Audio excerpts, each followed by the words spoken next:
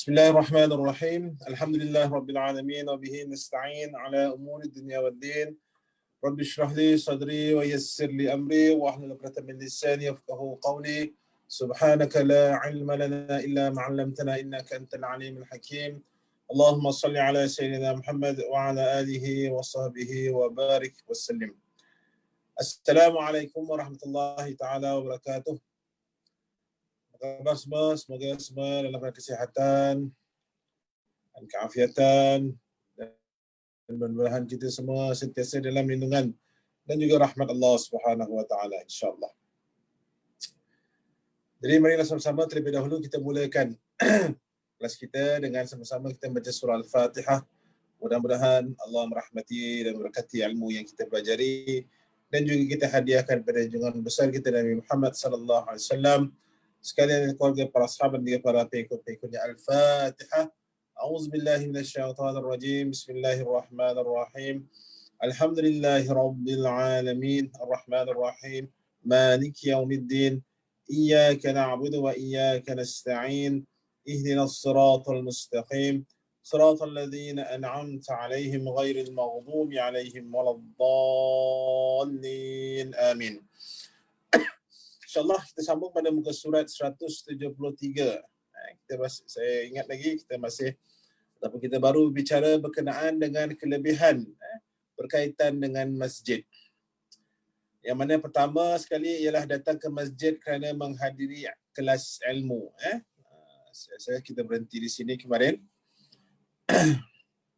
Yang mana kelebihan bagi orang-orang yang datang ke masjid untuk menuntut ilmu, diberi ganjaran pahalanya sebesar ganjaran pahala satu haji yang lengkap, yang sempurna. Ini seperti mana sabda Rasulullah sallallahu alaihi wasallam, "Man ghada ila al-masjid la yuridu illa an yata'allama khairan aw yu'allamahu, kana lahu ka ajri hajin taman hajjatahu." Ini bermaksud barang siapa yang pergi ke masjid tiada yang diingininya daripada pergi ke masjid tersebut, melainkan beliau inginkan untuk belajar atau mendapat ilmu kebaikan atau mengajar kebaikan, maka baginya seperti pahala satu haji yang sempurna hajinya. Maknanya bagi orang yang mengajar dan juga orang yang belajar, pahalanya begitu besar. Dapat pahala sebesar satu haji yang sempurna.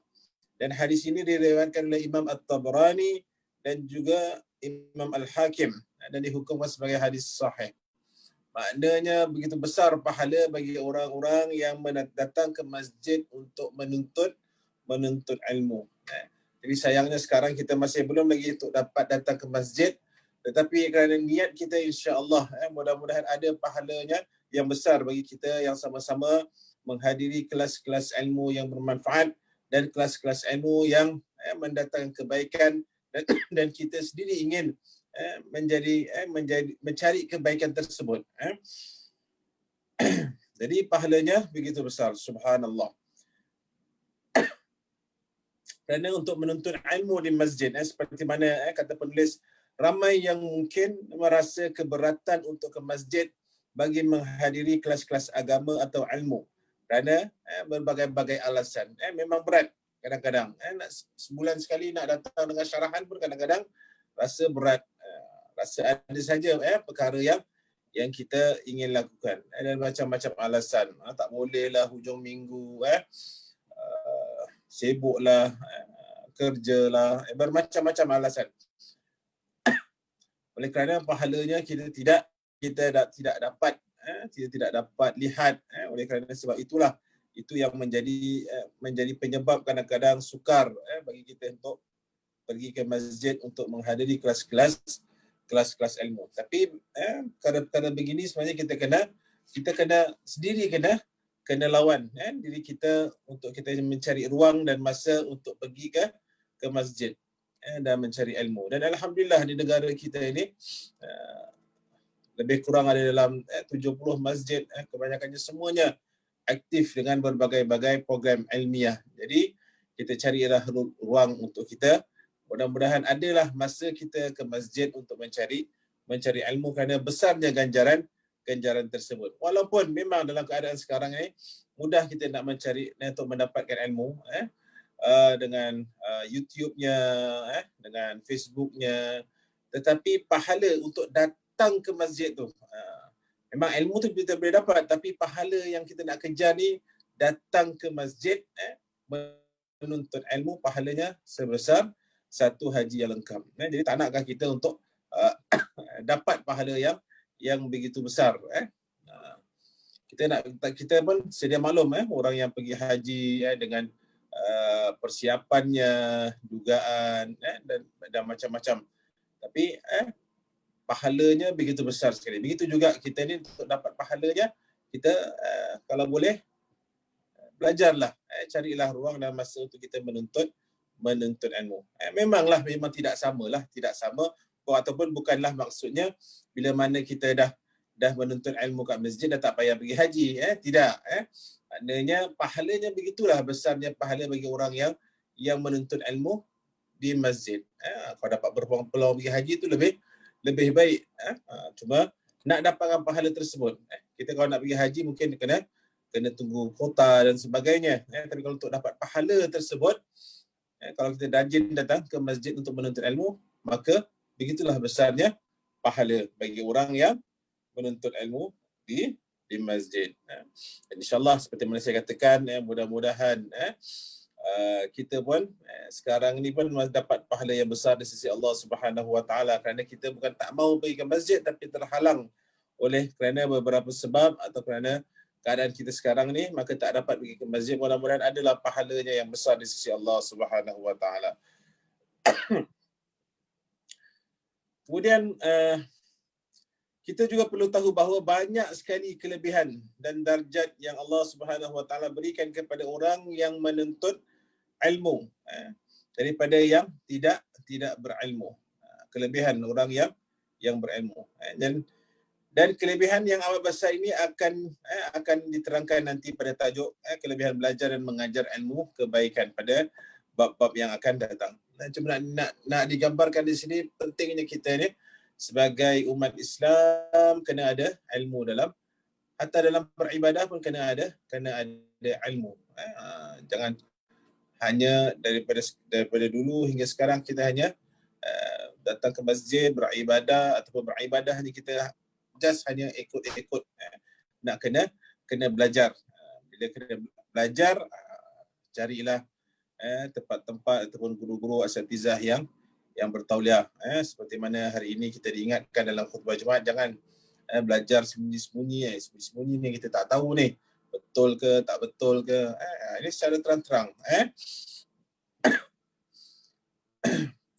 Dan sebenarnya kata penulis, kalau kita perhatikan hadis tadi, ia adalah satu galakan kepada mereka yang sudah lanjut usianya untuk terus mengejar ilmu kebaikan. Dan kita pun sedar, ialah sekarang ni mungkin bila umur kita dah meningkat, mungkin ada yang dah tak bekerja, maka jinak-jinakkanlah diri untuk datang ke masjid kerana ada ganjarannya yang besar di sisi Allah Subhanahu Wa Taala.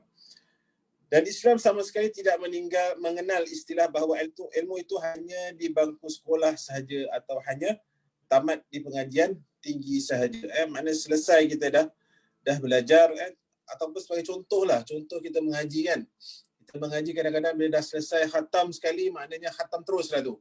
Langsung tak nak pegang lagi Al-Quran. Tak, kita akan terus belajar, terus membaca, terus mendalami isi ilmu Al-Quran tersebut. Begitu juga dengan bab-bab agama yang lain. Tidak cukup hanya bila kita dah belajar, mungkin belajar di madrasah masjid dulu ataupun di mana-mana institusi pengajian Islam, dah cukup sampai dah 6, dah cukup kita dah belajar solat, puasa, dah tahu solat puasa, dah cukup tak? Maknanya kita kena tingkatkan lagi.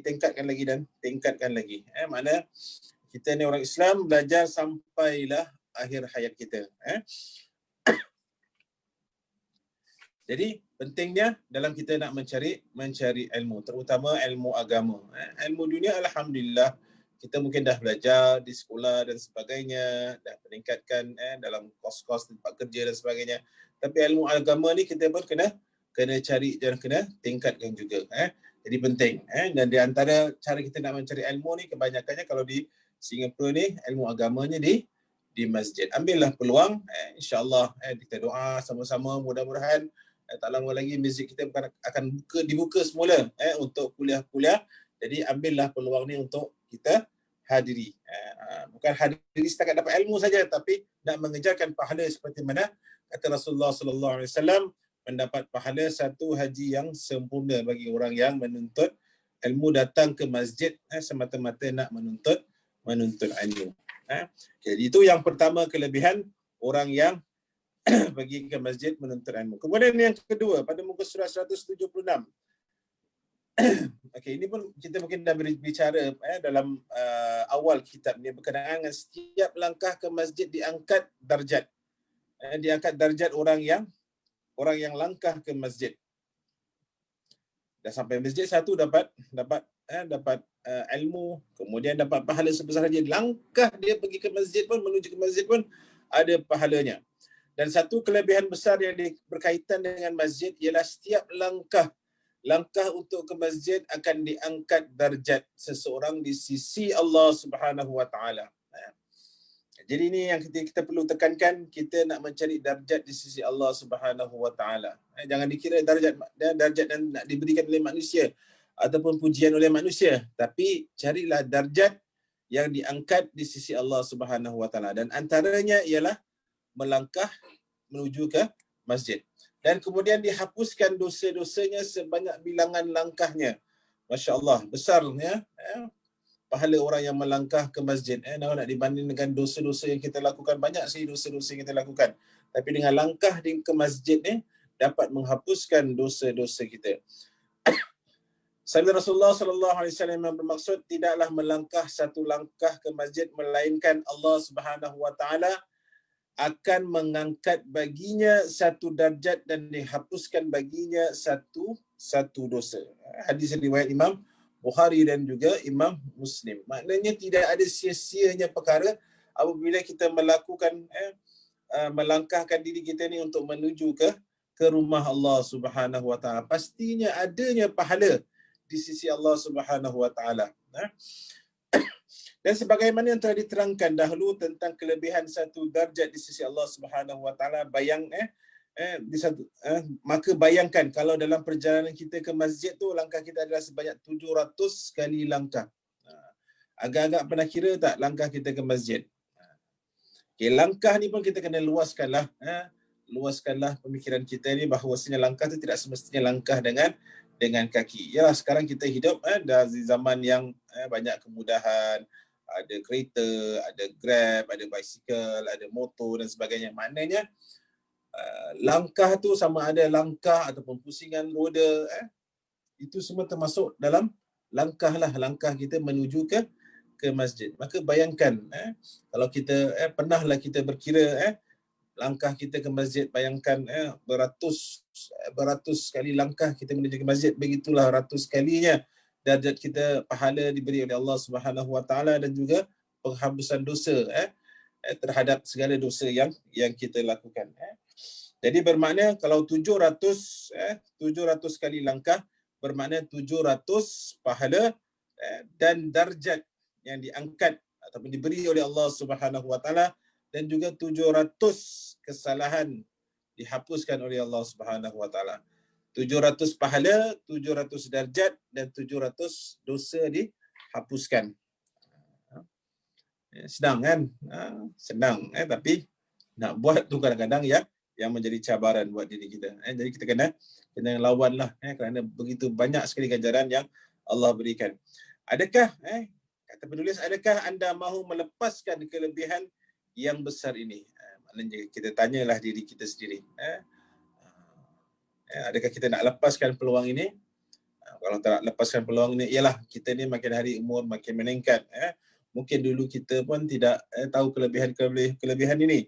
Jadi sekarang bila dah tahu, kita usahalah untuk mencari ruang masa untuk kita adakan diri kita ni di masjid seminggu sekali ke. Mungkin bagi yang muslimah lah, pasal saya perasan dekat dalam kelas ni semuanya banyak muslimah. Mungkin tidak diwajibkan untuk kita hadir seminggu sekali seperti mana yang laki-laki kena pergi solat Jumaat kan. Tapi kalau yang wanita, kita ambillah peluang mungkin seminggu sekali, sebulan sekali masuk kelas ilmu, syarahan ke sebagainya untuk kita menuju ke masjid. Kerana besarnya pahala bagi orang yang menuju ke masjid. Okay, itu yang kedua. Setiap langkah ke masjid. Mungkin ini lebih cepat-cepat sikit lah, oleh kerana kita pun ada bab-bab yang telah kita baca. Cuma ni sebagai peringatan buat diri kita. Kemudian yang ketiga, bantuan keuangan bagi membina atau meluaskan masjid. Kerja-kerja pembinaan untuk memperluaskan bangunan masjid adalah sama ertinya dengan membina masjid. Ini yang difahami oleh Sayyidina Uthman bin Affan radhiyallahu anhu. Yang mana ketika beliau ingin meluaskan bangunan masjid Nabi sallallahu alaihi wasallam, lalu ada kedengaran kata-kata yang kurang baik didengar. Maka Sayyidina Uthman pun berkata, sesungguhnya kamu semua telah banyak mengatakan sesuatu. Sesungguhnya aku telah mendengar Rasulullah sallallahu alaihi wasallam bersabda, man bana masjidan yabtaghi bihi wajhullah banallahu lahu mislahu fil jannah. Sesiapa yang membina masjid dengan tujuan kerana Allah Taala, maka Allah akan membina baginya seperti itu di dalam syurga. Hadis riwayat Imam Bukhari dan juga Imam Muslim. Jadi apa yang dapat kita fahami daripada hadis ini, maknanya kalau kita dengar ada masjid minta bantuan, contohnya Masjid Mawaddah ni kan, kalau dapat tengok kat background saya, infak Dewan Solat, siapa nak silakan, kerana mengejarkan ganjaran. Siapa yang berkemampuan nak hulurkan, mengikut kemampuan. Mana-mana masjid lah, mana-mana masjid kita nak sedekahkan, kita keluarkan. Kerana setiap wang yang kita keluarkan untuk memperbaiki atau membina masjid, ada ganjarannya di sisi Allah Subhanahu Wa Taala. Kalau tak nak keluarkan, diam-diam. Jangan cakap apa-apa. Asyik masjid ni je minta sedekah, asyik masjid tu je, asyik nak bina tu, nak bina ni. Jangan. Kerana apa yang kita katakan, dia tidak menjadi manfaat buat diri kita dan juga orang lain. Tapi yang manfaatnya, orang yang diam, dia nak keluar, terserah nak keluar 2,000, 200, hatta ada keluar $2 sekalipun. Maknanya ada ganjaran yang besar di sisi Allah Subhanahu Wa Taala. Kerana keikhlasannya. Ini terjadi bukannya pada zaman kita saja kan. Terjadi juga. Seperti mana apa yang dikatakan oleh Sayyidina Uthman. Ada juga orang yang mengata-ngata pada ketika zaman itu. Bila mana hendak diperbaiki Masjid Nabi. Maknanya sekarang pun sama juga. Orang pun akan mengata-ngata juga. Jadi mengata-ngata itu tidak mendatangkan apa-apa kebaikan. Jadi kita keluarkan mengikut kemampuan kita keluarkanlah sedekah bagi membantu membina ataupun memperbaiki, meluaskan masjid dan sebagainya, nak mencari redha Allah Subhanahu Wa Taala. Jadi dalam hadis ini, perhatikan kalimah Allah akan membina baginya seperti itu di dalam syurga. Apa yang boleh kita fahami daripada perbuatan Sayyidina Uthman radhiyallahu anhu ialah kerja-kerja perluasan masjid dikira sama seperti membina masjid juga. Maknanya kita jangan lepaskanlah peluang ini. Maka dari itu, rebutlah peluang jika terdapat mana-mana masjid memerlukan bantuan keuangan untuk kerja-kerja perluasan, dengan bersegera kita hulurkan bantuan seberapa yang mampu. Kerana selain kelebihan yang kita dapati daripada hadis tadi, ianya juga sebagai amalan jariah yang berterusan pahalanya walaupun setelah kita meninggal nanti. Contohnya masjid nak tukar kapet, kita keluarkan bahagian kita $50. Selagi mana orang sujud ke atas kapet tu, selagi itu kita dapat pahala walaupun kita dah meninggal dunia. Apa sahajalah yang kita bantu keuangan masjid untuk memperbaiki dan sebagainya, kita akan dapat pahala. Jangan kita ungkit-ungkit. Kalau kita ungkit-ungkit, jadi takut pula pahala tersebut hilang. Jangan kita asyik sibuk je, tiap-tiap bulan memang dah potong apa gaji aku ni. Gaji aku dah potong apa untuk bina masjid. Buat apa sibuk-sibuk nak keluarkan lagi. Takut. Itu jadi tidak ikhlas. Maka sia-sia sahaja kita keluarkan bulan-bulan, tapi oleh kerana ungkitan kita tadi menjadikan pahala kita ni berkurangan.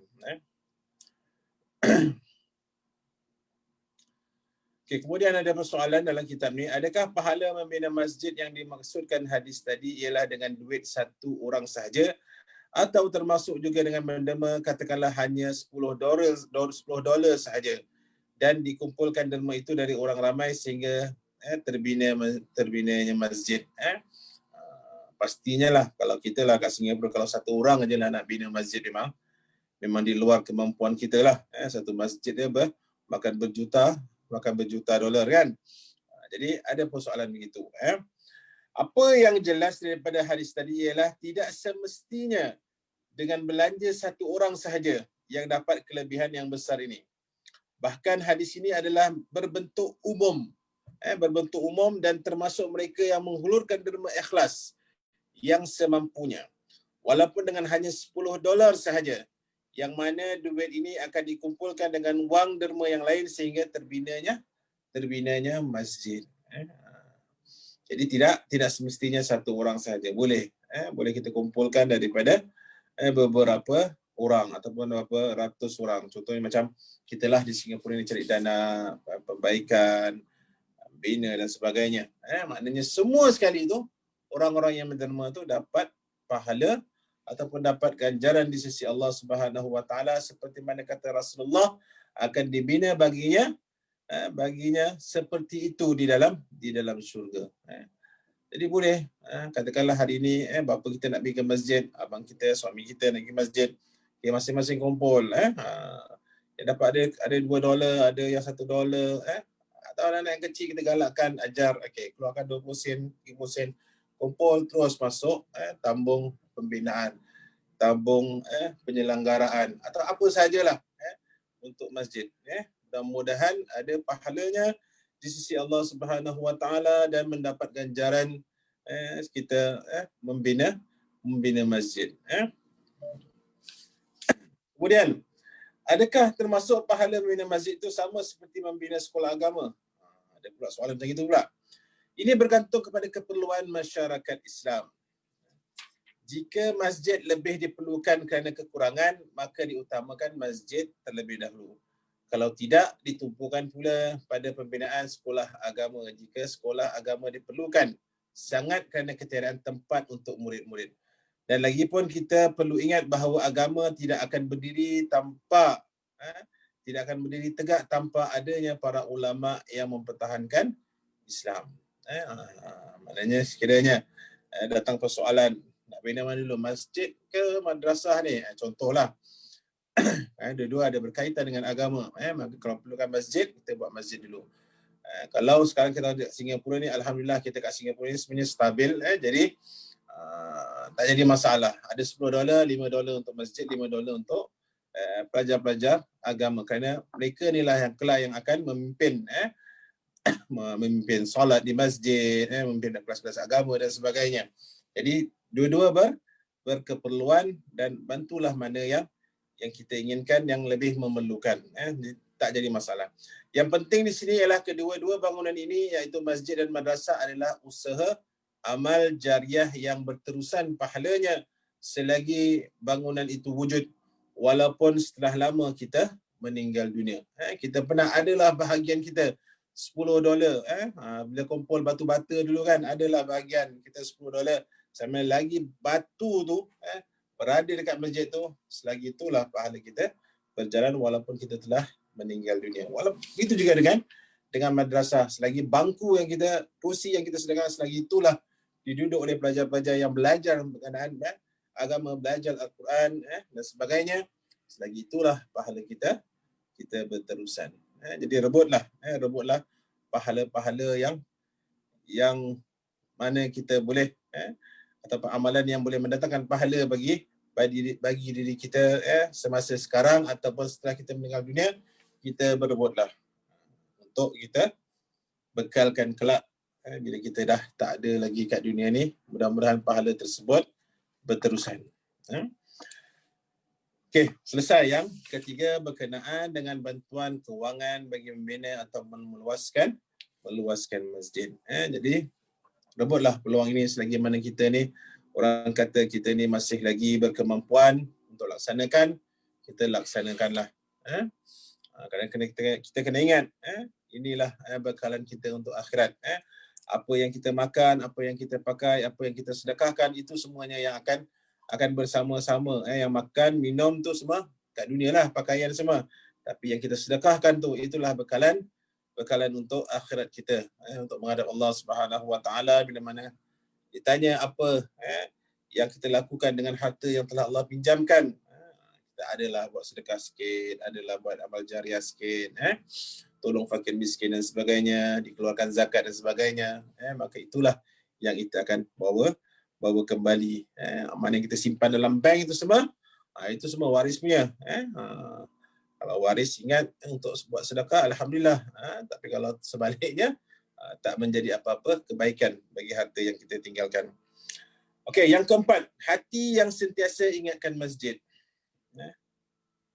Hati ni selalu ingat masjid aja. Masjid bulan ni ada apa? Oh, ada maulid. Kita orang berebut nak pergi maulid. Tak dapat nak pergi maulid. Nak sponsor apa? Tak kisahlah apa-apalah. Selalu hati ni teringatkan masjid. Bilalah dapat kita ni pergi ke masjid macam dulu. Selalu ingat, selalu doa dalam salat kita. Lepas salat kita doa, ya Allah, mudah-mudahan dipermudahkan urusan kita untuk kita pergi ke masjid tak lama lagi. Maknanya sentiasa ingat kepada masjid. Yang baiklah, jangan ingat yang buruk-buruk pula. Jangan ingat yang buruk-buruk, yang tidak baik itu kita tinggalkan. Di dalam sebuah hadis ada menyebut tentang kelebihan seorang muslim yang senantiasa ingatkan masjid, iaitu sama ada dengan sering solat berjamaah di masjid atau memikirkan kebaikan untuk masjid. Mungkin nak datang, tak sabar nak datang kuliah ke, tak sabar nak sembahyang di masjid ke, tak sabar nak berzikir, nak baca Al-Quran ataupun apa sahaja amal ibadah yang nak dilakukan di masjid. Sering kali dia teringat-ingat. Kata Rasulullah sallallahu alaihi wasallam, yang mana maksud daripada hadis tersebut dipendekkan 7 golongan.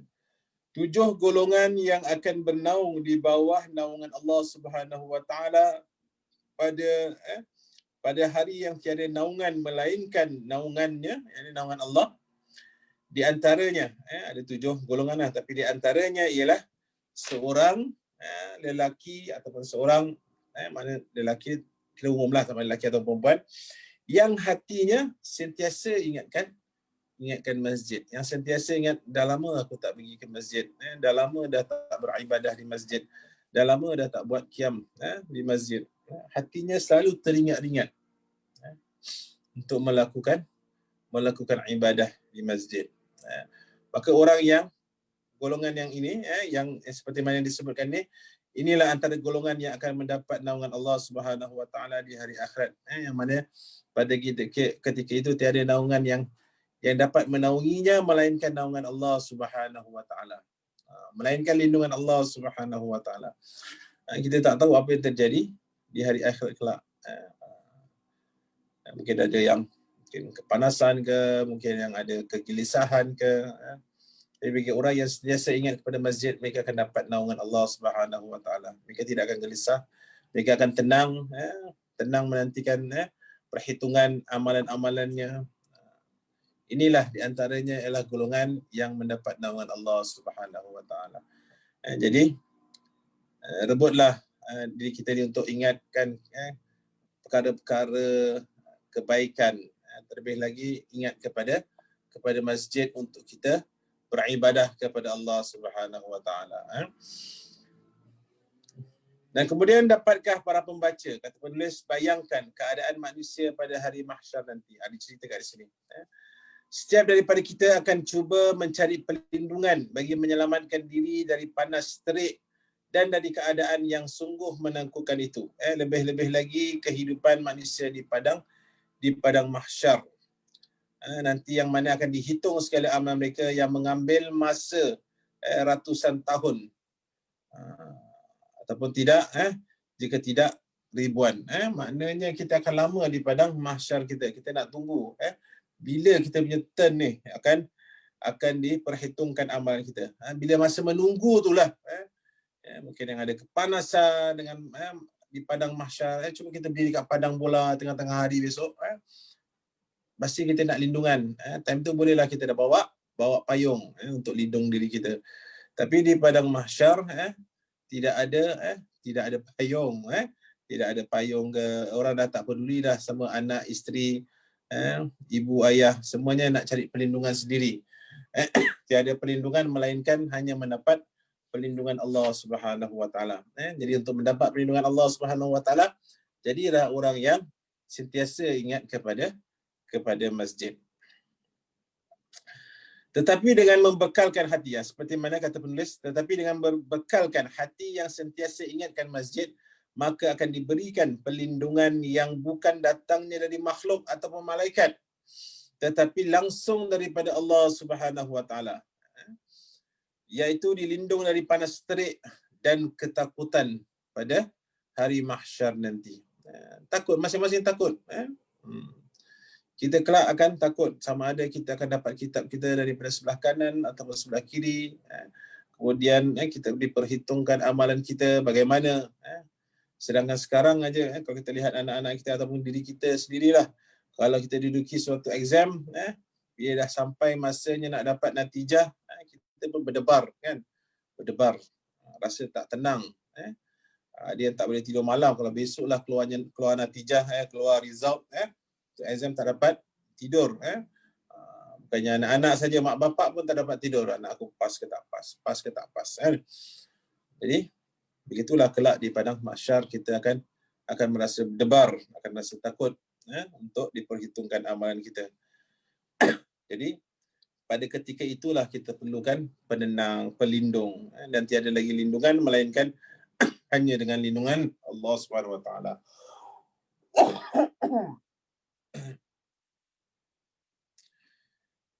Dan penulis mengatakan soalannya sekarang ialah bagaimana untuk mengetahui bahawa hati kita memang sentiasa ingatkan masjid. Jom kita baca.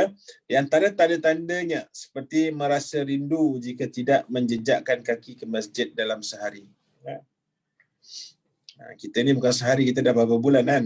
Ada yang masih tak jejak lagi ke masjid. Kalau rumahnya dekat masjid, nampak jugalah bangunan masjid. Kalau yang jauh, langsung tak nampak bangunan masjid. Dia contohnya macam kita lah. Orang yang biasa pergi umrah ataupun haji, mungkin dah rasa rindunya. Walaupun nampak dekat TV ke, dekat YouTube ke, gambar Masjidil Haram, tapi rasa rindunya. Dah lama tak pergi ke, tak dapat pergi menunaikan umrah. Ataupun baru nak pergi umrah tahun ni, tersekat. Sebab tu sekarang dengan bermacam-macam lagi cabaran yang ataupun syarat untuk menunaikan, kan ada rasa rindu kan dalam hati kita. Begitu juga dengan masjid kita kat sini. Maknanya rasa rindu tidak menjejakkan kaki ke masjid. Dah lama dah kita tak pergi dengar syarahan di masjid. Sebagai contohlah, bila buka aja ada syarahan Maulidur Rasul, dalam masa satu hari je penuh dah. Siapa yang tak register dah tak dapat lagi dah. Maknanya itu dah ada ciri-ciri rindu. Walaupun tak dapat register, tapi adalah ciri-ciri rindu untuk datang ke masjid dengar syarahannya. Maknanya adalah pahalanya di sisi Allah Subhanahu Wa Taala. Mudah-mudahan mendapat lindungan Allah. Merasa sedih jika melihatkan yang datang salat berjamaah di masjid tidak begitu ramai. Kalau dulu salat jemaah di masjid tidak begitu ramai, rasa sedih. Rasa perasaan tersebut perasaan yang baik. Kerana apa? Kerana mungkin kita sendiri tak dapat ke masjid hingga membuatkan jemaah kurang, ataupun bila masjid dah buka, dah boleh terima jemaah ramai, tapi masih ada lagi yang tak datang. Kalau baru-baru masjid tutup, bukan main lah, dia lah yang paling lantang sekali. Kenapalah masjid ditutup? Sekarang bila masjid dah buka, lantang juga, susah pula nak booking dan sebagainya. Tapi kadang-kadang dah booking tak datang juga kan. Jadi ada perasaan yang baik dalam diri kita, merasa kesedihan bila masjid ini tidak dimakmurkan. Okay, rajin memerhati kebersihan masjid, terjaga, membantu dalam kerja-kerja kebaikan di dalam masjid, hulurkan derma dan sebagainya. Apa saja yang dia berkemampuan, dia lakukan untuk kebaikan. Okay, menjaga masalah kebaikan, menjaga kesihatan. Misalnya kata, sekarang kan kita kan perlukan berbagai macam, kena bawa sejadah sendiri, kena jaga kesihatan kita. Itu pun dalam kategori orang yang menjaga. Aku ni hari ni tak sihat, jadi tak baiklah kalau aku nak pergi ke masjid kerana takut kerana kesakitan aku ni, kerana ketidakkesihatan aku ni boleh memudaratkan jemaah yang lain. Itu pun satu perkara yang kebaikan juga. Jadi maknanya adalah pahalanya di sisi Allah Subhanahu Wa Taala. Okay, di sini penulis sedang menceritakan berkenaan suatu ketika di mana seorang wanita tua sering kelihatan membersihkan persekitaran masjid pada zaman Rasulullah sallallahu alaihi wasallam. Lalu pada suatu ketika wanita itu tidak kelihatan lagi. Maka Rasulullah sallallahu alaihi wasallam bertanya kepada jemaah di masjid tentang wanita tua yang sering membersihkan masjid. Lalu dijawab oleh seorang sahabat bahawa wanita itu sudah meninggal dunia. Maka Rasulullah sallallahu alaihi wasallam telah menegurnya kerana tidak memberitahu baginda tentang kematian wanita itu. Lalu baginda menziarahi kuburnya dan bersolat jenazah di kuburnya. Maknanya di sini jelas menunjukkan betapa besarnya kelebihan mereka yang sering membantu untuk memastikan masjid itu sentiasa bersih dan terjaga. Seperti mana kisah wanita tua tadi. Dia bukan pegang jawatan besar pun. Dia bukannya imam ke, bukannya chairman ke. Dia datang, apatah lagi wanita ni membersihkan masjid secara sukarela. Sukarela. Maka begitu besar pahalanya di sisi Allah Subhanahu Wa Taala sehingga kan Rasulullah bila dapati wanita tersebut telah meninggal, sanggup pergi ke kuburnya dan solatkan jenazahnya di kuburan. Ini nak menunjukkan mulianya tugasan wanita tadi. Jadi kita ni tak boleh juga panghina bagi orang-orang yang kerja, walaupun kerjanya kerja pembersih masjid sahaja. Janganlah kerana dia ni pembersih masjid kita nak senang-senang kita nak herdik. Sebenarnya kerja dia kerja yang mulia. Dan kita pun boleh laksanakan kerja yang mulia tersebut. Misalnya kata nampak ada paku ke, ada benda-benda yang tajam ke dekat sejarah, kita angkat letakkan kocik kita dulu, nanti kejap lagi keluar kita buang. Tak payah susah-susah, komplain mana ni noja ni tak ada nak bersihkan masjid ni, nampak ada paku ni dan sebagainya. Komplain je lebih, buatnya tidak. Patutnya kita nak ambil peluang tersebut untuk kita sama-sama melakukan kebaikan. Mudah-mudahan dengan kebaikan tersebut ada pahala dan ganjaran di sisi Allah Subhanahu Wa Taala. Jadi begitu mulianya daripada kisah ni tadi kita dapat lihat begitu mulianya wanita tersebut di sisi Rasulullah sallallahu alaihi wasallam sampai Rasulullah sanggup pergi ziarah kuburannya dan solat jenazah untuk wanita tadi. Jadi di sini jelas menunjukkan betapa besarnya kelebihan mereka yang sering membantu untuk memastikan masjid itu sentiasa bersih dan terjaga. Dan ini juga menunjukkan bahawa jangan sesekali memperkecilkan segala amalan kebaikan walaupun ianya kelihatan sedikit, kerana di sisi Allah Subhanahu Wa Taala ianya adalah amat besar. Jadi janganlah kita ni pandang rendah walaupun orang tersebut hanya orang yang membersihkan masjid sahaja. Dan kita pun kalau boleh ambillah peluang untuk kita menjaga kebersihan masjid. Jangan duduk kat masjid korek-korek hidung, letak sapu dekat kapet masjid. Tak, kita jagalah kebersihan masjid. Atau apa sajalah. Dan apa yang penting ialah bantuan yang diberikan adalah penuh ikhlas dan bukan sehingga bersaing untuk mendapat nama. Macam saya, ni sama juga macam orang yang suka mengungkit-ungkit lah.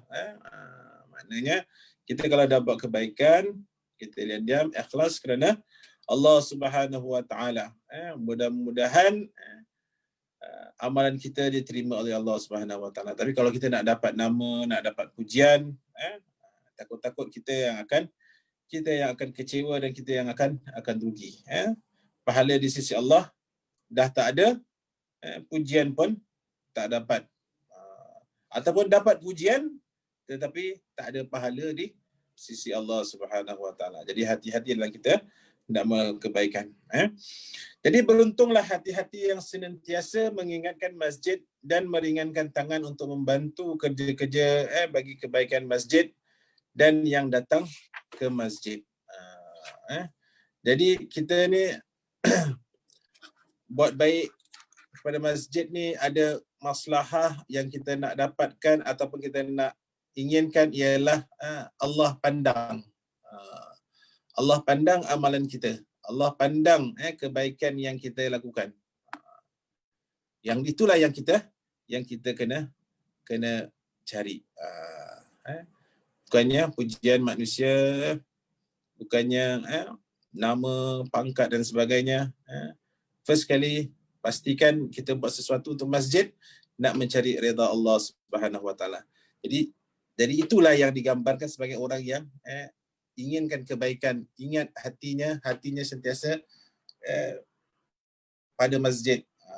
Mudah-mudahan dengan begitu kita dapat lindungan Allah Subhanahu Wa Taala di hari mahsyar kelak. Okay, jadi itu dah selesai berkenaan dengan hati yang sentiasa ingatkan masjid. Kemudian yang seterusnya, malaikat berselawat ke atas mereka yang menunggu solat di masjid. Ini bagi orang-orang yang dah datang ke masjid, datang awal misalnya kata, maka mungkin nak menunggu waktu solat, tunggu pun ada pahalanya di sisi Allah Subhanahu Wa Taala. Masya-Allah, itu besar sekali pahala orang yang hanya letakkan tajuk satu masjid saja, dia pergi ke masjid, dia solat ke masjid, dia tunggu waktu, langkahnya, ibadahnya, maknanya kalau satu waktu je dah dia pergi ke masjid, maknanya pahalanya masya-Allah berganda-ganda.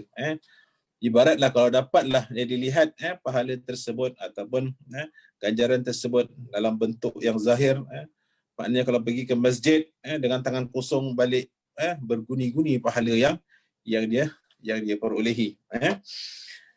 Jadi mungkin ada di kalangan kita yang pernah terlintas di hati merasakan bahawa menunggu di masjid untuk solat berjamaah kadang-kadang seperti hanya buang masa sahaja. Ada rasa macam, alah tak apa, buat apalah nak pergi masjid awal-awal. Tak apalah, yang penting solat Jumaat ni kita dapat solat berjamaah dengan imam. Khutbah tak apalah, tak dengar. Tak payah datang awal. Kan ada yang berasa begitu kan. Rasa macam tak ada apa-apa sebenarnya. Rasa macam buang masa saja. Azan pukul 1, azan pukul 1, nanti je lah pergi ke masjid. Kalau boleh sampai terus dah qamat, misalnya katalah. Jadi sebenarnya kita tidak buang masa sekiranya kita menunggu waktu solat di masjid. Cuma ialah dalam keadaan kita sekarang ni bermacam-macam aturan yang tidak memberi kita ruang untuk kita sampai masjid lebih awal, kerana ada masa-masa tertentu yang kita kena ikuti. Jadi sekarang ni kita kena ikutlah apa yang telah ditetapkan. Ini cuma kita kisah mungkin yang dulu-dulu ataupun yang akan datang, insya-Allah. Akan datang. Jangan sekarang ni berebut-rebut nak datang masjid awal, bila tak boleh masuk, nak datang awal-awal, nanti bila dah buka seluas-luasnya datang lambat ataupun tak datang langsung. Hatta sekarang ni pun kadang-kadang mungkin kalau dapat saya maklumkan di sini ataupun boleh share kita dengan kawan-kawan, kadang orang yang dah booking datang solat Jumaat pun masih lagi datang lewat. Ramai lagi orang yang nak booking, ramai lagi orang yang nak datang solat, tapi kita ni yang ada peluang jangan kita lepaskan. Jangan dah nak mula solat baru kita sampai. Kita tengok waktu solat pada hari ini jam berapa. Jadi sebenarnya di sana ada sebuah hadis Nabi sallallahu alaihi wasallam yang menerangkan kelebihan orang yang menunggu untuk solat berjamaah di masjid. Yang mana dalam sabdanya Rasulullah sallallahu alaihi wasallam berkata yang bermaksud, dan apabila seorang masuk ke masjid maka dia di dalam keadaan bersolat. Dan apabila seseorang itu masuk ke masjid, maka dia di dalam keadaan bersolat selagi solatnya itu menyebabkan dia menunggu. Dan para malaikat berselawat ataupun berdoa ke atasnya selama dia di tempat solatnya. Yang mana doa para malaikat, ya Allah ampunkanlah dosanya, ya Allah rahmatilah baginya selagi dianya tidak berhadas, tidak keluar dari masjid, tidak buang angin dan sebagainya, maka didoakan oleh malaikat keampunan dan rahmat Allah Subhanahu wa taala. Dan dekat sini di highlight kan, menunggu solat sama pahalanya seperti bersolat. Ini adalah satu lagi kelebihan besar bagi mereka yang menunggu untuk solat berjamaah di masjid. Dengan hanya duduk menunggu saja, Allah Subhanahu wa taala memberikan pahala sama seperti orang yang sedang bersolat. Bahkan mendapat doa daripada malaikat. Doa dan selawat daripada para malaikat.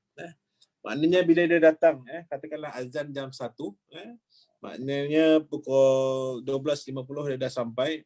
Dia dah ambil wuduk, kemudian dia dah solat tahiyatul masjid, kemudian dia duduk. Dia dah selesai tahiyatul masjid, dia duduk. Dia duduk tu masih ada lagi 5 minit lagi. 5 minit yang waktu dia menunggu tu, dia dapat pahala seperti orang sedang beribadah pada Allah Subhanahu wa taala. Dia dapat pahala. Apatah lagi kalau dalam 5 minit tu dia tambah juga dengan amalan yang lain, dia berzikir ke, baca Quran ke, dah dapat pahala beribadah seperti orang solat, dia dapat juga pahala mengaji, berzikir dan sebagainya. Tapi kalau main handphone tak dapat apa-apa lah kan. Hanya dapatlah pahala menunggu, tapi tak dapat pahala yang ekstra baca Quran ke, hadis baca zikir, dapat pasal dia sedang tengok handphone, apatah lagi main game kan. Jadi tapi walhasil menunggunya saja dah kira mendapat pahala di sisi Allah Subhanahu wa taala seperti orang sedang beribadah, dan didoakan oleh para malaikat. Masya-Allah, besarnya pahala orang yang datang duduk tunggu waktu solat. Okey. Itu kelebihannya. Kemudian yang seterusnya kita teruskan lagi, mana banyak tajuk-tajuk actually kita dah baca pada muka surat yang awal, tapi tak apalah, ini untuk kita ulang kaji lagi. Ulang kaji dan ini lebih fokus kepada dalam masjid. Mungkin kalau sebelum ni pada part yang awal banyak kita bandingkan amalan-amalan tersebut dengan Masjidil Haram atau Masjidil Nabawi yang diganda-gandakan pahala. Tapi oleh kerana mungkin sekarang ni dalam keadaan kita mungkin kita tak dapat nak pergi ke Masjidil Haram ataupun tidak berkemampuan, tapi pahala tersebut masih boleh kita perolehi di masjid di negara kita. Cuma kita kena istiqamah dalam melaksanakannya. Kerana besar pahalanya, banyak pahalanya. Macam saya katakan, kalau kita nampak daripada zahir pahala tersebut, ganjaran tersebut, kalau kita jalan berlenggang ke masjid, tangan kosong, balik berguni-guni pahala yang kita bawa. Bukannya bawa nasi bungkus saja kan. Pahala-pahalanya sekali. Kalau sekarang, kalau musim solat Jumaat ni, banyak orang buat derma di masjid ni. Setiap kali jemaah datang ke masjid, dapat nasi bungkus lah, dapat kari pap dan sebagainya. Alhamdulillah, syukur, mudah-mudahan Allah ganjarkan pahala ataupun murahkan rezeki orang-orang yang menderma setiap Jumaat ni. Jadi itu yang jemaah masjid bawa balik bungkus nasi. Tapi kalaulah pahala tu dapat kita lihat, maknanya bukan bungkusan nasi saja, berbungkus-bungkus pahala yang akan dibawa balik. Masya-Allah. Kemudian kita terus pada solat duha di masjid. InsyaAllah kita lagi 10 minit. Jadi syok pula kita baca kitab ni. Tak sabar insyaAllah kita dapat tingkatkan amalan-amalan kita. Satu lagi kelebihan besar yang berkaitan dengan masjid ialah ganjaran satu umrah.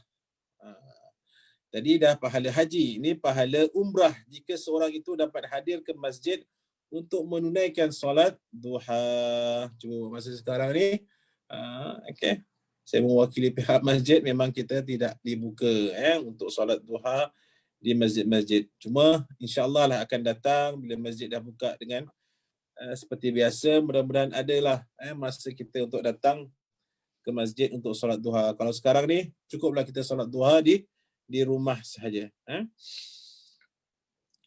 Okay, sungguh menakjubkan, tetapi ia adalah benar. Nak dapatkan pahala umrah, pergi solat duha di masjid, dapat pahala sebesar pahala umrah. Kita nak bayangkan kita nak pergi umrah, makan masa, makan perlukan keuangan yang banyak, kesihatan yang betul-betul stabil untuk kita laksanakan ibadah umrah tersebut. Jadi perkara ini telah pun diterangkan sebelum ini. Penulis pun dah mengatakan, dah diterangkan pada tajuk kelebihan menunaikan solat duha. Ini mungkin memeranjatkan bagi sebahagian mereka yang pertama kali mendengar tentang kelebihan solat duha yang dilakukan di dalam masjid. Tetapi sebagaimana yang telah diterangkan, para ulama telah menghukumkan hadis ini sebagai hadis yang kuat. Maka terpulang kepada para pembaca untuk berusaha melakukannya di dalam masjid. Dan ketahuilah bahawa rahmat Allah Subhanahu Wa Taala adalah luas sekali. Dia memberikan kelebihan itu tidak terhingga banyaknya kepada hamba-hambanya yang beramal. Mungkinlah kita jangan berfikiran yang sempit bahawa takkanlah dapat pahala satu umrah. Ya Allah, Allah itu maha kaya. Allah itu maha luas pemberiannya. Allah mampu untuk beri kita pahala yang sebesar itu. Jangan kita fikirkan kekayaan Allah tu macam kita. Kita mungkinlah kaya, kadang-kadang lokek juga nak keluarkan. Allah tak. Allah rahmatnya maha luas. Siapa yang buat kebaikan, Allah akan berikan pahalanya. Bukannya seganda, dua ganda, atau lebih daripada itu. Maknanya Allah begitu luas rahmatnya. Yang penting kita buat ini kerana Allah Subhanahu Wa Taala. Kalau kita buat kerana Allah Subhanahu Wa Taala, insya-Allah ada ganjarannya di sisi Allah Subhanahu Wa Taala yang menanti kita. Ini ganjaran yang besar. Okay, kemudian kita terus pada muka surat 184. Okay, kita dapat baca sedikit sajalah. Baca sedikit saja daripada 4 ni. Di sini ada perhatian berkenaan wanita ke masjid untuk mendapatkan fadilat yang besar ini. Di sana ada kedengaran fatwa yang melarang wanita ke masjid kerana dakwaan terdapat sebuah hadis Nabi SAW yang mengatakan bahawa ibadah wanita di rumahnya adalah lebih baik daripada ibadahnya di masjid. Dan penulis menerangkan fatwa sebegini telah menimbulkan beberapa kemusykilan. Seperti wanita yang ingin bersolat di Masjidil Haram dan Masjid Nabawi, memandangkan hadis yang digunakan telah dilafazkan oleh Nabi SAW di Madinah, bermakna solat di rumah atau di hotel misalnya lebih baik daripada bersolat di Masjid Nabi di Madinah. Itu persoalannya. Betul ke? Kalau itu rugilah orang-orang wanita muslimah pergi ke Masjidil Haram, dah bayar ribu-ribu, naik flight semua, tak boleh pula. Jadi ini sebahagian fatwa lah, bukannya sebagai penetap bahawa tidak boleh. Ada fatwa yang lain. Dan kemusykilan yang lain pula ialah kenapa pula Islam melarang wanita ke masjid atau tempat beribadah? Adakah ini termasuk larangan ke sekolah dan tempat-tempat kerja juga? Bagaimanakah ini dilarang sedangkan tempat-tempat lain dibolehkan seperti kedai, pasar, ziarah teman, jiran, pergi majlis kahwin dan sebagainya? Bagaimana pula wanita itu seorang peniaga? Adakah dia bebas ke mana-mana melainkan masjid sahaja? Bagaimana pula dengan menghadiri kelas-kelas agama di masjid? Adakah ini dilarang juga? Dan banyak lagi kemusykilan yang lain pula yang timbul ialah kalau diperhatikan mana-mana agama ianya tidak menegah wanita untuk datang beribadah di tempat ibadah mereka. Mengapa pula Islam melarang wanita datang ke masjid untuk beribadah? Okay. Itu semua baru persoalan. Bukannya tak boleh. Baru persoalan saja yang timbul. Maka dalam perkara ini, kata penulis, dia amat tertarik dengan kenyataan Al-Fadhil Profesor Said Syekh Yusuf Al-Qaradawi, seorang ulama Azhar yang terkenal dalam menjawab persoalan di dalam buku fatwa beliau. Yang mana Syekh Yusuf Al-Qaradawi menerangkan bahawa di sana ada hadis di dalam Sahih Muslim yang melarang kaum muslimin daripada menegah wanita-wanita Islam untuk datang ke masjid. Sekali-sekali saya bacakan.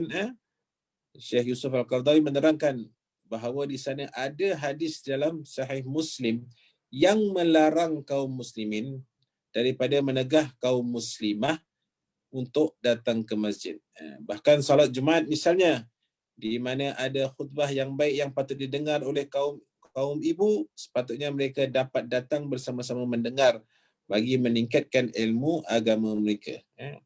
Cuma yang sedihnya mereka dilarang ke masjid untuk mendengar nasihat dan khutbah Jumaat ataupun kelas-kelas ilmu. Tetapi membiarkan mereka berjalan-jalan menghabiskan masa di pusat belah atau hanya duduk di rumah sambil berbual kosong atau menonton TV saja. Jadi sedihlah. Kalaulah kita melarang wanita-wanita untuk datang ke masjid, nescaya dia orang akan duduk di rumah nonton drama je lah.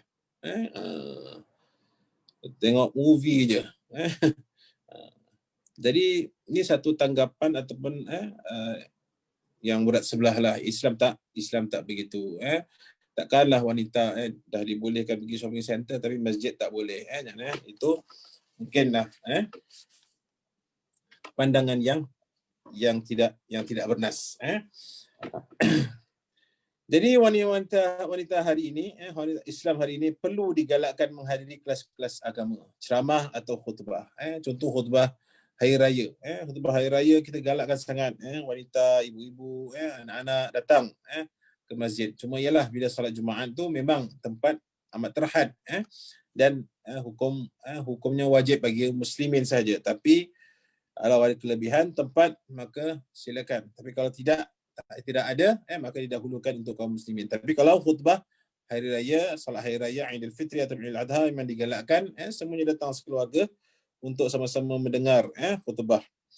Dan memandangkan zaman sekarang yang penuh dengan fitnah dan kejahilan dalam bidang agama. Jadi perlu wanita-wanita untuk datang ke masjid. Takut-takut tak boleh, kalau tak datang, tak dibenarkan datang ke masjid, maka carilah kelas agama-agama yang sembunyi-sembunyi, itu yang berbahaya. Dan mereka adalah seorang ibu yang akan mendidik anak-anak mereka mengenai akhlak yang baik dan ajaran Islam yang betul. Maka perlulah wanita tersebut, mestilah sekarang ni kita memberi galakan untuk wanita-wanita atau muslimah untuk belajar agama, datang ke masjid. Cuma sayangnya kadang-kadang jadi terbalik pula, wanita yang ramai ke masjid yang belajar ilmu agama, lelaki pula yang kurang. Jadi para lelaki kalau siapa dapat ingatkan suami-suaminya, awak pun kena tingkatkan ilmu agama juga. Tidak hanya boleh menggunakan isterinya sahaja atau anak perempuannya sahaja untuk belajar, sedangkan yang lain pun perlu juga. Walau bagaimanapun, untuk keluar daripada masalah perbezaan pandangan ini ialah kita sudah sedia maklum bahawa Islam telah memberikan kelonggaran kepada wanita tentang kewajipan Islam jika dibandingkan dengan kaum lelaki. Begitu juga ketaatan wanita kepada suaminya memudahkan baginya masuk ke syurga Allah Subhanahu Wa Taala. Walaupun begitu, walaupun memanglah ada, macam saya katakan tadi, contohnya solat Jumaat kan. Solat Jumaat tidak wajib untuk wanita, tapi sebagai seorang wanita muslimah, kita kena galakkan pula. Kita kena galakkan suami kita, kena galakkan anak-anak lelaki kita untuk pergi ke masjid solat Jumaat. Kita pun dapat pahala sama juga macam mana mereka dapat pahala. Maknanya tidak ada kekurangan bagi wanita tersebut dalam Islam. Maknanya akan diberi juga ganjaran pahalanya. Apatah lagi nak masuk ke syurga dengan ketaatan wanita tersebut kepada suaminya, mempermudahkan juga urusannya kelak masuk ke dalam ke dalam syurga Allah Subhanahu wa taala. Tapi sebaliknya juga begitu. Suaminya kalau tidak melaksanakan apa yang telah disyariatkan, Islam tidak memerintahkan isterinya ataupun tidak memperlakukan pergaulan dengan isterinya mengikut apa yang telah diperintahkan oleh syariat, pun suaminya juga akan berdosa. Jadi wanita begitu istimewa dalam Islam, diberi beberapa kelonggaran kepada mereka. Maka cara terbaik dan mudah bagi mereka untuk mendapatkan kelebihan amalan di masjid ialah dengan menggalakkan suami. Ini seperti yang saya katakan tadi, menggalakkan suami atau anak-anak pergi ke masjid. Dan sekarang kita alhamdulillah lah, kita ni hidup dalam zaman yang di Singapura ni yang moden, yang tak menyusahkan kita untuk pergi ke masjid. Kita sekarang boleh pula pergi ke masjid bersama keluarga, apatah lagi ada sebahagian masjid siapkan pula tempat keluarga dan sebagainya, maka tidak ada masalah. Tidak ada halangan untuk kita datang ke masjid. Dan insyaAllah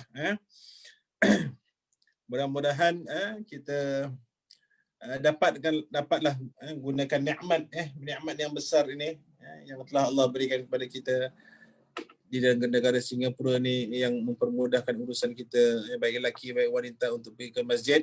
Mudah-mudahan akan datang bila masjid dah buka luas, tiada lagi halangan dan tiada lagi syarat-syarat tertentu. Kita jangan lepaskan peluang ini untuk sama-sama kita meraih, kita menggalakkan anak kita untuk pergi ke masjid untuk beribadah, dan mudah-mudahan banyaklah kumpul pahala-pahala dengan hanya datang ke masjid saja, insya-Allah. Okey. InsyaAllah mudah-mudahan kita akan sambung lagi pada minggu hadapan. Kita sambung lagi bab ni sikit, apa lagi kata penulis berkenaan dengan bab dengan masalah berkenaan dengan wanita yang ke masjid. InsyaAllah mudah-mudahan kita dapat baca lagi apa yang ingin dikatakan oleh penulis, dan mudah-mudahan kita dapat manfaatnya, dan mudah-mudahan kita dapat meningkatkan lagi amalan-amalan kita, insyaAllah. Amin ya rabbal alamin. Okay, sebelum tu, mungkin ada persoalan nak tanya, silakan. Kalau tidak, kita berhenti sampai di sini sahaja. Mungkin ada yang nak kemas rumah lagi dah malam raya ni. Okey, insyaAllah kalau tak ada apa-apa, marilah sama-sama kita tutupi majlis kita dengan baca tasbih kafarah dan surah Al-Asr. Subhanakallahumma wa bihamdika asyhadu an la ilaha illa anta astaghfiruka wa atubu ilaik. Subhanakallahumma wa bihamdika asyhadu an la ilaha illa anta astaghfiruka wa atubu ilaik. Subhanakallahumma wa bihamdika asyhadu an la ilaha illa anta astaghfiruka wa atubu ilaik. Bismillahirrahmanirrahim. Wal 'asr innal insana lafi khusr illa alladhina amanu wa 'amilus solihati wa tawasaw bil haqqi wa tawasaw bis sabr. Wabillahi taufiq wal hidayah. Wassalamualaikum warahmatullahi taala wabarakatuh. Selamat malam, terima kasih kerana mendengar. InsyaAllah kita mendapat manfaatnya. Doakan saya semua. Okay. Assalamualaikum. Salam, syukran Ustaz. Afwan. Terima kasih Ustaz. Sama-sama bang.